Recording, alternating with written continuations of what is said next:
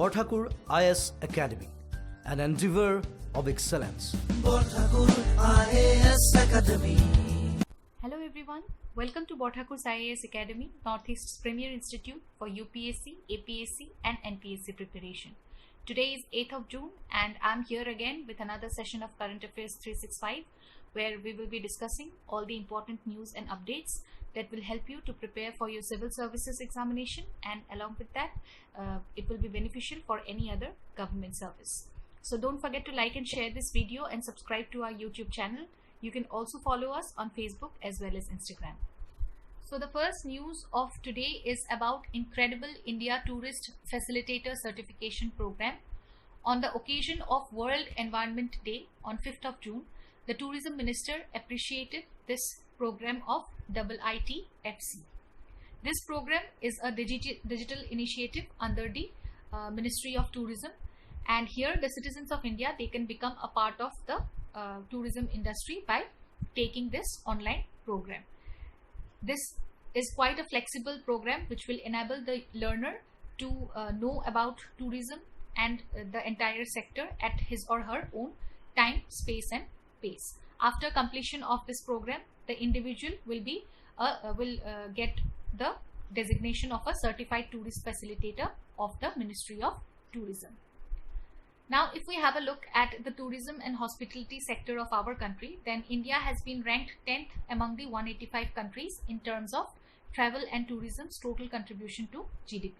And by the year 2028, it is expected that the international tourist arrivals will reach up to 30.5 billion. And this is going to generate a revenue of over USD 59 billion. Other initiatives of the Ministry of Tourism in order to boost the tourism sector, it includes Dekho Apna Desh campaign. This is an initiative in order to encourage the citizens to travel widely within the country borders and also to explore the wonders of India, which will enable the development of domestic tourism tourist facilities. Then we have the Prasad scheme, which whose full form is Pilgrimage Rejuvenation and Spiritual Heritage Augmentation Drive. It was launched in the year 2014-15 with an objective of holistic development of identified pilgrimage destination. Then we can also make a mention of the Swadesh Darshan scheme, which is a central sector scheme launched at the same point of time, that is 2014 and 15, and it mainly had a theme-based tourist circuit in the country, and under this scheme there are currently 15 theme-based circuits. Recent initiatives, if we take a look at them, then in January 2021, the Union Tourism Minister, he announced plans to develop an international level infrastructure in Ladakh, Kargil to promote adventure tourism and winter sports. And in March 2021, the e-tourist visa facility was extended to the citizens of 171 countries. Along with this, the Indian Railway Catering and Tourism Corporation, IRCTC, it runs a series of Bharat Darshan tourist trains, which is specifically aimed at taking people to various pilgrimages across our country. And also the All India Tourist Vehicles Authorization and Permit Rules of 2021, it was introduced by the Ministry of Road Transport and Highways, which in which the tourist vehicle operator can register online for all the All India Tourist Authorization Permit. The second news is about sea snot outbreak in Turkey. This particular news is from Turkey's Sea of Marmara, which connects the Black Sea to the Aegean Sea. And this has witnessed the largest outbreak of sea snot so far. First, it was recorded in the year 2007. Sea snot, it is like a marine mucilage that is formed when the algae are overloaded with nutrients, and they result in water pollution, which also has a negative impact on the climate. Nutrient overload, it mainly occurs when algae, they feed upon warm weather conditions, and that might also cause global warming. It looks like a viscous brown and foamy substance on the surface of the water, and also on it can penetrate deep inside. Why it is being considered as a matter of concern is that it is a threat to the marine ecosystem, which may cause mass deaths among the fish population, and it can also kill other aquatic organisms that includes corals and sponges. This affects the livelihood of the fishermen also, as the sludge, it gets collected in the nets, and that they might become so heavy that they ultimately breaks. Okay, and moreover, the mucilage coating on the strings of the net, it makes the nets visible to the fish and also keeps them away from the same. Then finally, it can lead to some waterborne diseases that can cause an outbreak of disease like cholera in cities such as Istanbul. What are the steps that Turkey is taking in this regard? First of all, the entire Sea of Marmara, it has been turned into a protected area.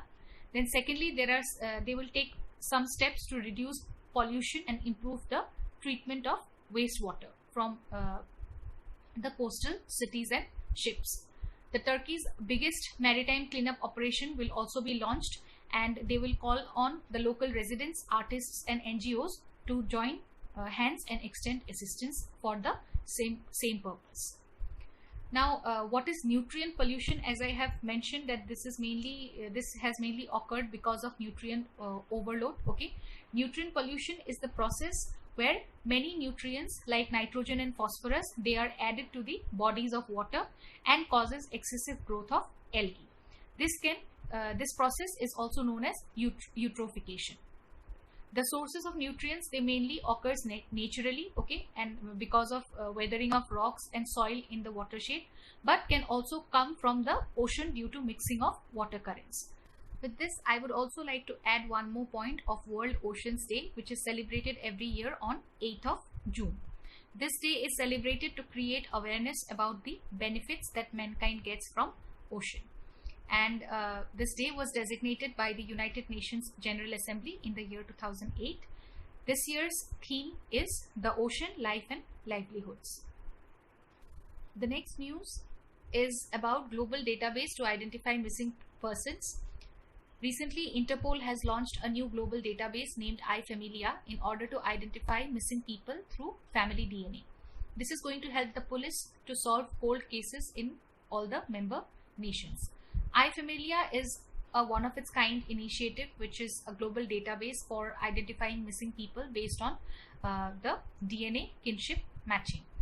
All these database, it seeks to identify the missing people or the unidentified human remains when direct comparison is not possible with the body.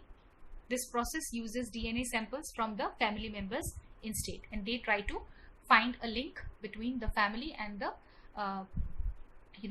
remains or the body of the unidentified person.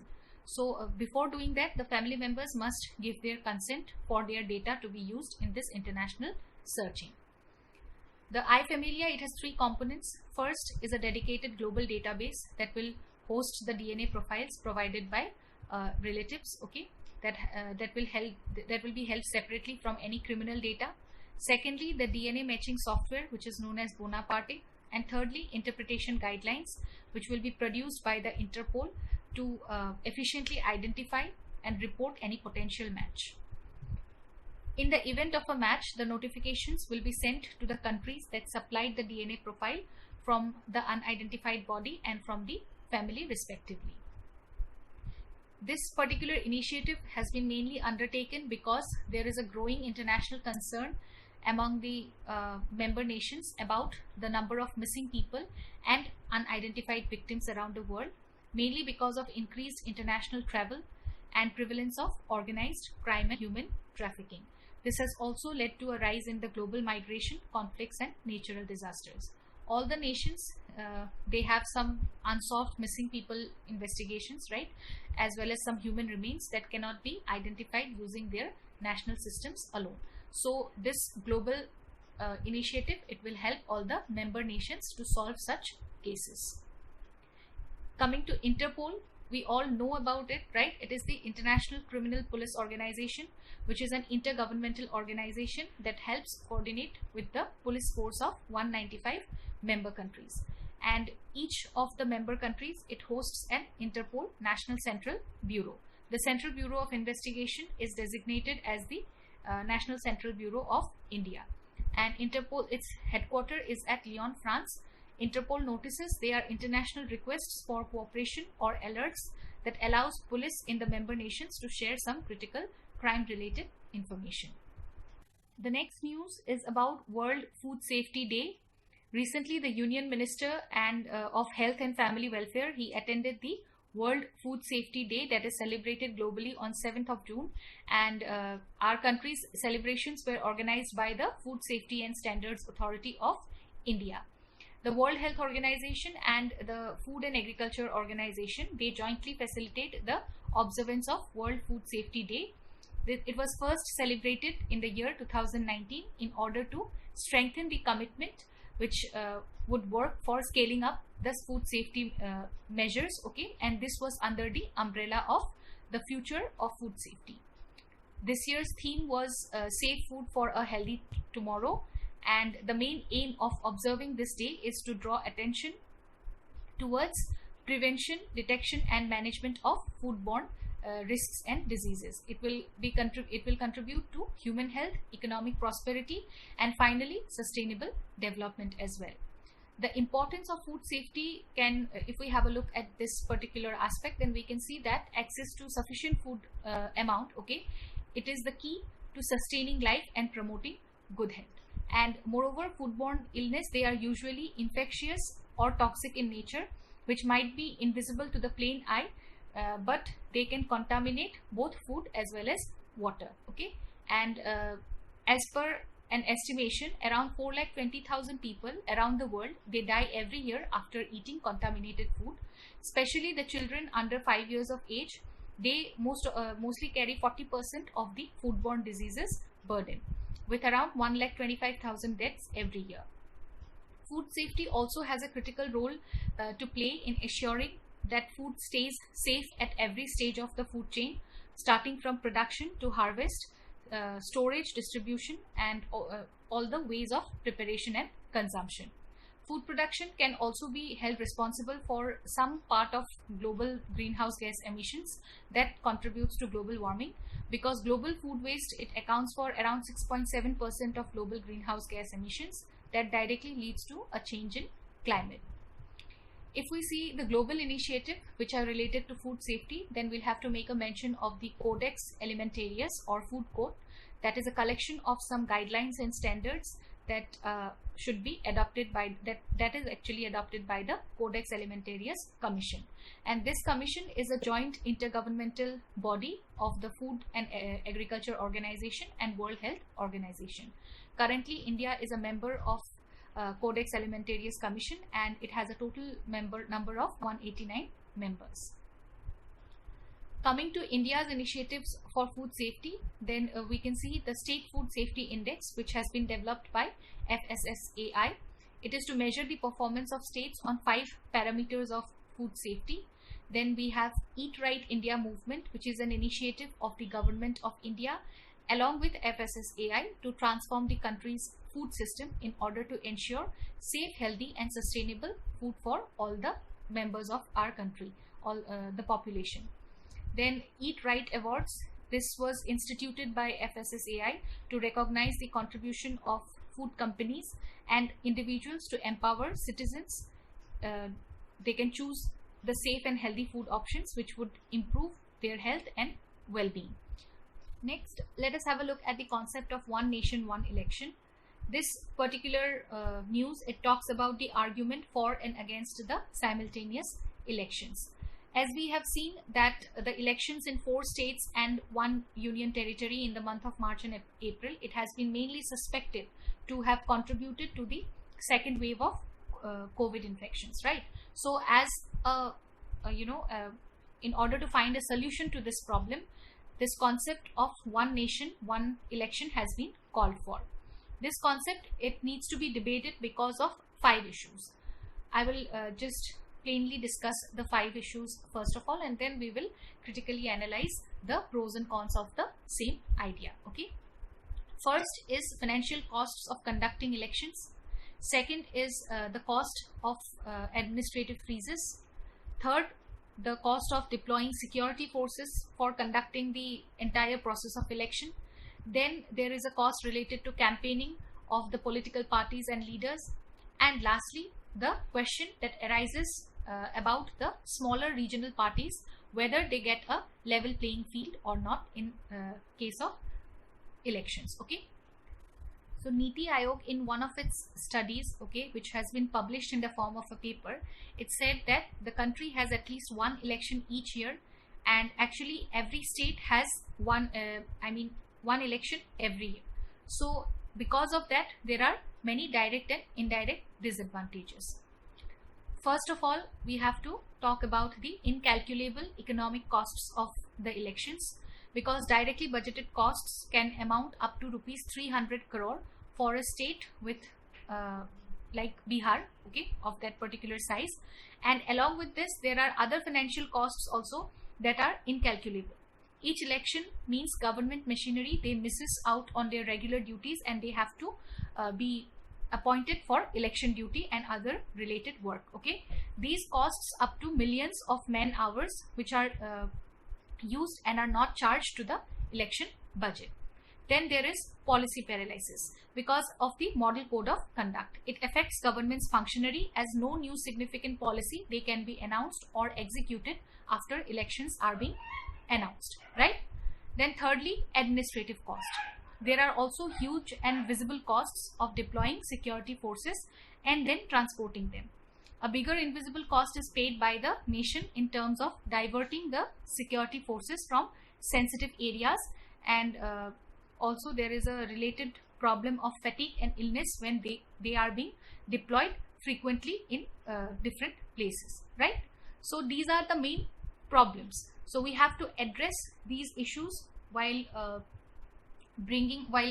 executing this idea of one nation and one election. It is obvious that our constitution and other laws, they would need to be amended for implementing simultaneous elections. However, it should be done in a way that does not hurt the basic tenets of democracy and federalism of our country. So this was all for today. Thank you so much for watching this video. I hope it will be useful for you all.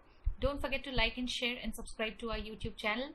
I'll see you all again tomorrow with another session of Current Affairs 365, only on Borthakur's IAS Academy, Northeast's premier institute for APSC, UPSC and NPSC preparations. Till then, take care, keep learning. Bye-bye. Borthakur IAS Academy প্ৰস্তুতি আৰু অধ্যয়নৰ নিৰ্ভৰযোগ্য ঠিকনা Borthakur IAS Academy